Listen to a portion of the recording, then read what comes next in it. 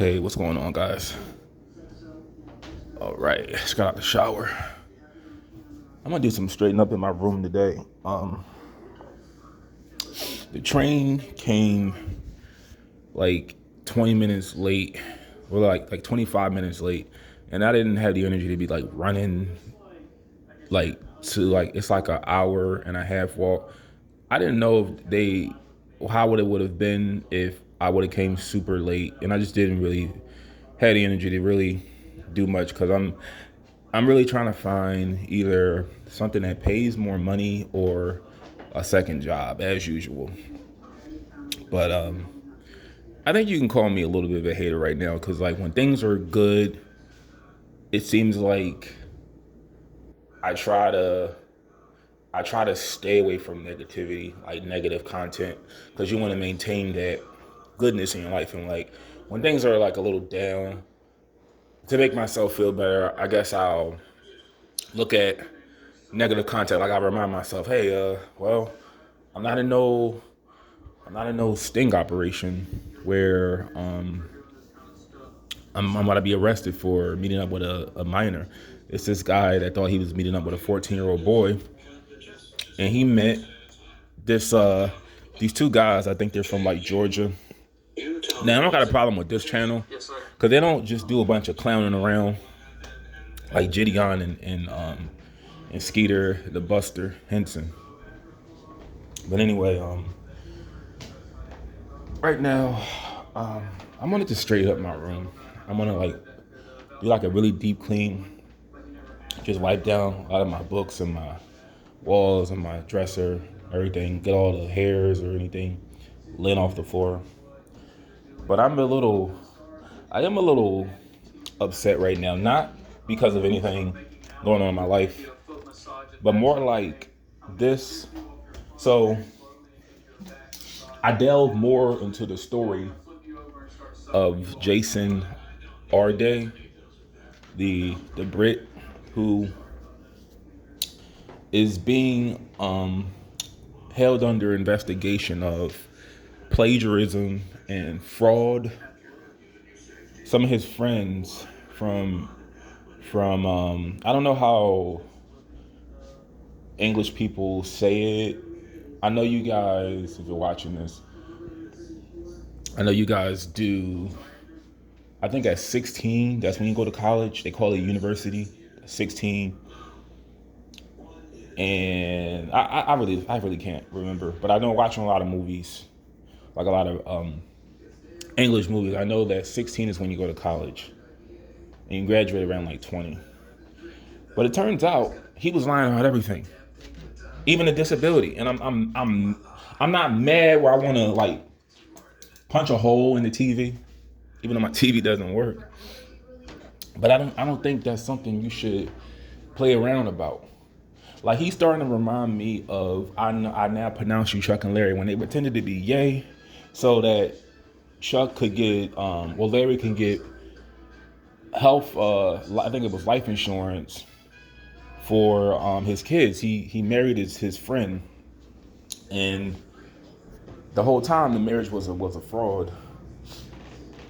And this guy's a fraud. Everything about him is a fraud. I just want to know what kind of training did he undergo? Like his credentials, like his diplomas, they seem accurate, they seem legit, but his story is fake.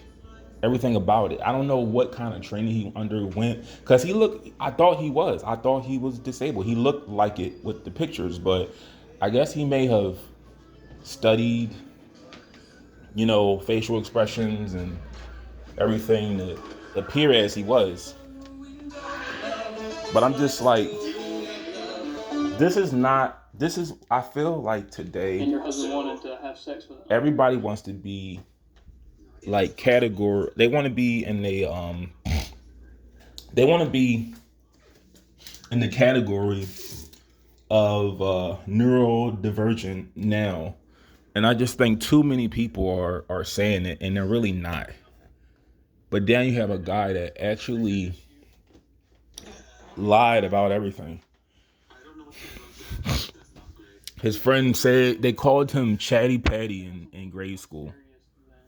But right now, I don't want him. I'm not for depriving people of their basic needs, but I hope he'll never find another job in academia ever again. Because he's like when you pretend to be disabled, I would have gave him a pass if he was disabled and he lied. I would have gave him a pass. But when you pretend to be disabled, when you lie, and I kind of understand, I guess, why black people were mad about Rachel Dolezal. I'm about to say not Rachel John Tell. That's the friend of Trayvon Martin that cost his family the conviction of George Zimmerman. But that's for another video. But um, the white lady who pretended to be black for the Washington NAACP, I see why people got mad about that. But it's like when you pretend to be disabled and you have people, not myself, but people that are inspired by your achievements, and it's all a lie. That's just a slap in the face. I just hope he doesn't find another job in academia based off of that. And I know it sounds kind of messed up, but dude, you lied.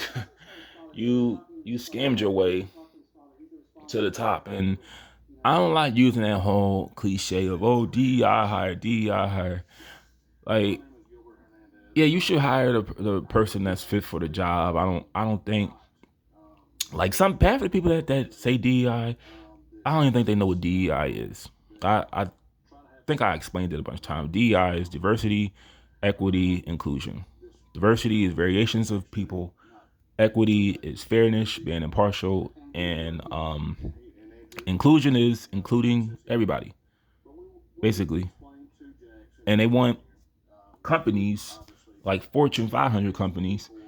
They if everybody supports a company, they want people that make up for their they want so the people that buy products for a company, whatever that is, they just want people who could represent them in the in the corporate world, like in the like at Walmart, right?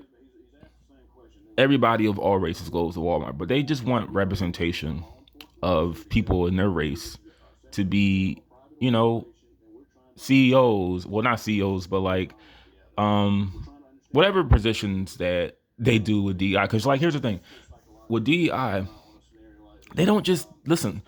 They're not just going to get somebody off the street like a homeless person and make them a I don't know. I think the highest you can get at Walmart is like the store manager job, and they call that's an example of DEI hire. Like they're not going to make somebody off the street that has no experience working in a store manager because he's I don't know, homeless or a minority. No, you have to have qualifications, but they just want representation in higher authority roles of all groups. That's not necessarily bad, but I just hope the people that do it are qualified. That's all. But I like being a little marginalized myself. I'm not against that, but just make sure it's the right people. But Jason R. Day, say goodbye to your career. Like I said, I had a little sympathy when I thought you were like me, but that ain't the case.